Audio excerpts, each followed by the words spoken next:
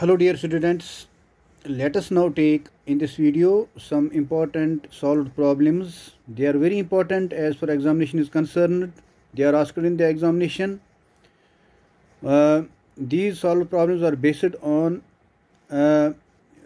conversion of one system of units into another system of units. जो हमने uses of dimensional equation already पढ़ा है हमने कि कैसे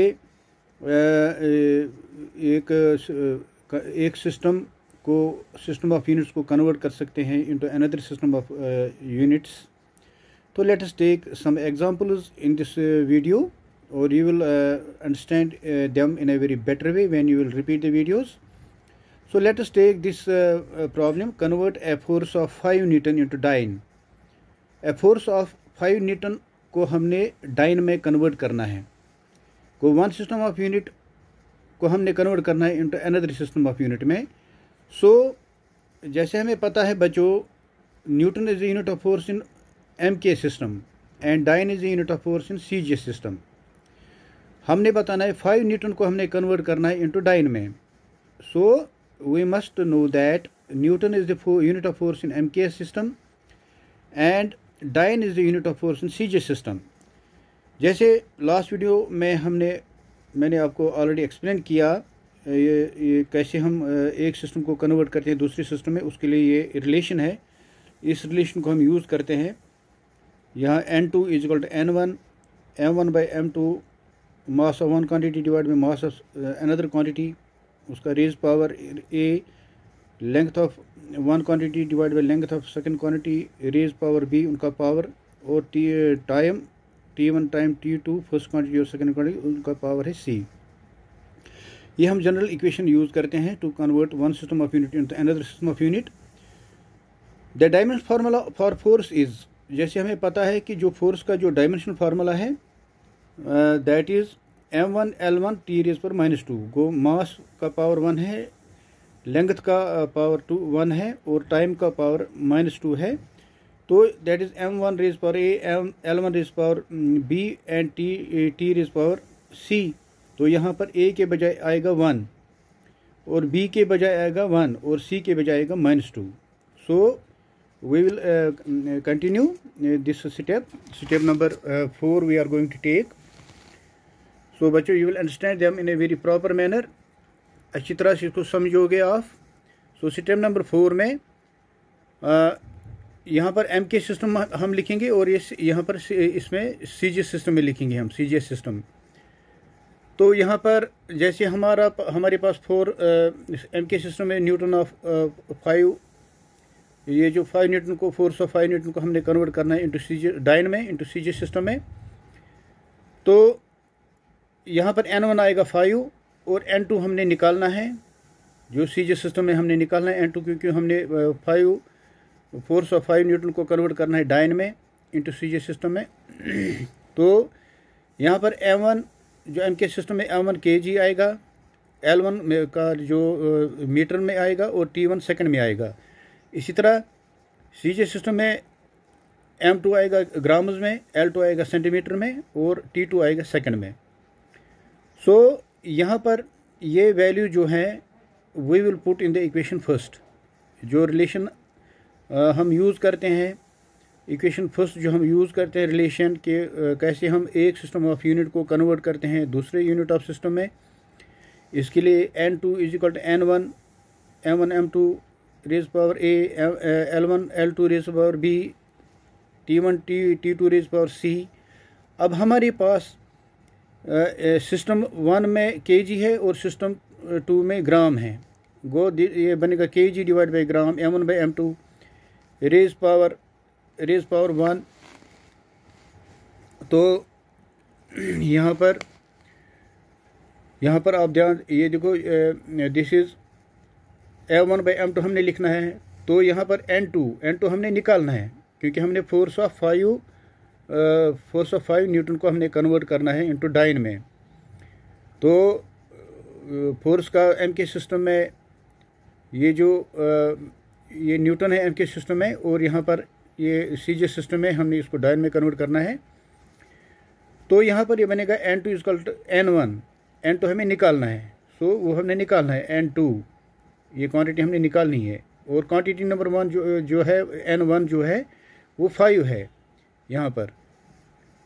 तो ये बनेगा M1/M2 बनेगा, M1/M2 बनेगा kg/ग्राम, रेज़ पावर 1 इंटू L1/L2 यहाँ पर बनेगा मीटर/सेंटीमीटर, रेज़ पावर 1। एंड टाइम है सेकंड, टाइम जो भी है वो सेकंड है। L1 ये इसमें L1 भी सेकंड है, L2 भी सेकंड है, T1 भी सेकंड है और T2 भी सेकंड है। गो रेज़ पावर -2 क्योंकि A 1 है, B 1 है, C -2 है। जो हमने ऑलरेडी ये पावर सब डायमेंशन निकाले हैं, जो अभी हमने निकाले हैं पीछे। M के A के बजाय 1 है, B के बजाय 1 है और C के बजाय -2 है। सो यहाँ पर बनेगा N2 इज इक्वल टू, ये बनेगा 5, ये kg बनेगा, इसको ग्राम्स में कन्वर्ट करेंगे, ये बनेगा 1000 ग्राम्स डिवाइड बाई ग्राम। ये बनेगा मीटर है 100 सेंटीमीटर, उसको सेंटीमीटर में कन्वर्ट करेंगे, नीचे भी सेंटीमीटर है और यहाँ पर आएगा, ये कैंसिल हो जाएगा, 1 आएगा, 1 इज पर -2। सो ये बनेगा 5 इंटू ये बनेगा 1000, 5 इंटू 1000 इंटू ये बनेगा 100। सो ये बनेगा N2 बनेगा 5 इंटू 10⁵ डाइन। ये बनेगा ये जो N2 हमें निकला, N2 हमारे पास बना 5 इंटू 10⁵ डाइन। वो जो हमने 5 न्यूटन को कन्वर्ट कर दिया डाइन में, उसका वैल्यू निकला N2 equal to 5 into 10⁵ dine. वो हमने फोर्स ऑफ 5 न्यूटन को हमने कन्वर्ट कर दिया डाइन में। तो डाइन में कितना वैल्यू आएगा, वो N2 बनेगा 5 इंटू 10⁵ डाइन। ये आपको याद रखना है बच्चों। We have converted force of 5 Newton in MK system, हमने इसको कन्वर्ट किया डाइन में in the CJ system. So ये इसका रहा N2 इक्वल 5 इंटू 10⁵ डाइन। अगर MK सिस्टम में जो 5 न्यूटन है वो डाइन में वो कितना बनेगा, वो बनेगा वो 5 into 10⁵ dyne. So let's take another example. यहाँ पर हमने find the value of 100 joule on a system having 100 grams 10 centimetre and 30 second as fundamental unit. तो यहाँ पर हमने क्या करना है, 100 जूल का हमने वैल्यू निकालना है ऑन ए सिस्टम, एक सिस्टम में है जिसका 100 ग्राम 10 सेंटीमीटर एंड 30 सेकंड है फंडामेंटल यूनिट। सो यहाँ पर बच्चों the dimensional formula of energy, the dimensional formula of energy जो है, क्योंकि जूल एनर्जी आएगा, जूल तो है किसका है, वो एनर्जी का यूनिट आएगा। सो डायमेंशनल फार्मूला ऑफ एनर्जी हम लिखेंगे, वो है दैट इज M1L2 T⁻²। तो यहाँ पर A निकालेंगे, A 1 है, B है 2 और C के बजाय आएगा -2, जो इनका रेज पावर है, मास लेंथ और टाइम का रेज पावर है। A के बजाय 1 है, B के बजाय 2 है और C के बजाय -2 है। तो हम लगाएंगे ये जो रिलेशन हम लगाएंगे, कैसे कन्वर्ट करते हैं एक सिस्टम ऑफ यूनिट को into another system of unit, उसके लिए ये हमारे पास ये रिलेशन है। N2 equal N1 times M1/M2 raise power A, L1/L2 raise power B, T1/T2 raise power C। सो इसको हम MK सिस्टम ले लेंगे और न्यू सिस्टम जो है, क्योंकि न्यू सिस्टम का हमें पता नहीं वो क्या है, उसको हमने 100 जूल उसको हमने कन्वर्ट करना है इनटू न्यू सिस्टम में। उसके लिए यहाँ पर N1 100 है और 100 जूल्स है और N2 हमें निकालना है। अब यहाँ पर MK सिस्टम में मास kg में रिप्रेजेंट किया जाता है, लेंथ मीटर में और टाइम सेकंड में, वो M1 L1 T1। और यहाँ पर न्यू सिस्टम में M2 100 ग्राम्स है और लेंथ है 10 सेंटीमीटर और टाइम है 30 सेकंड्स।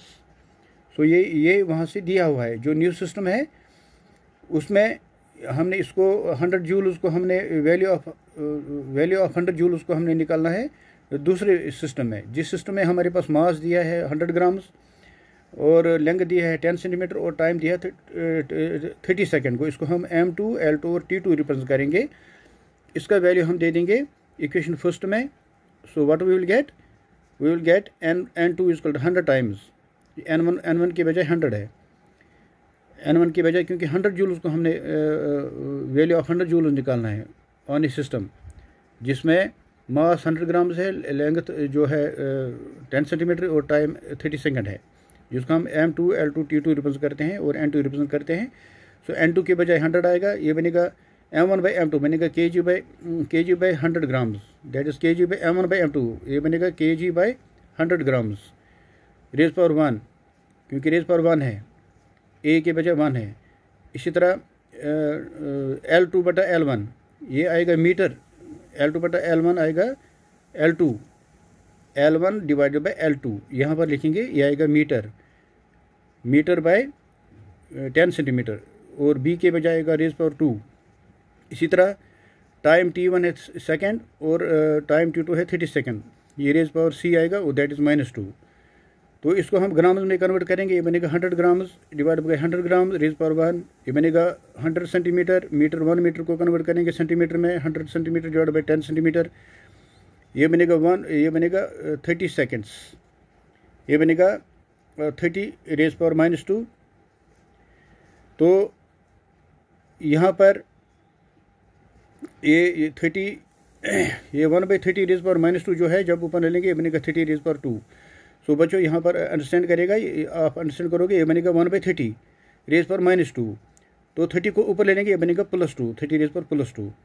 तो ये पर नेक्स्ट स्टेप में क्या बनेगा, ये बनेगा n2 = 100 इंटू यहाँ पर ये डिवाइड करके यहाँ पर कट करके यहाँ पर 10 आएगा, यहाँ पर भी डिवाइड करके 10 आएगा, 10 का स्क्वायर और ये 30 का स्क्वायर।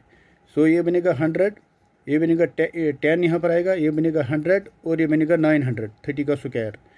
तो ये बनेगा 9 × 10 पावर, तो 10 पावर कितना है 7, 1 2 3 4 5 6 7 जीरो तो 7 आएंगे, बनेगा 10⁻7 न्यू यूनिट।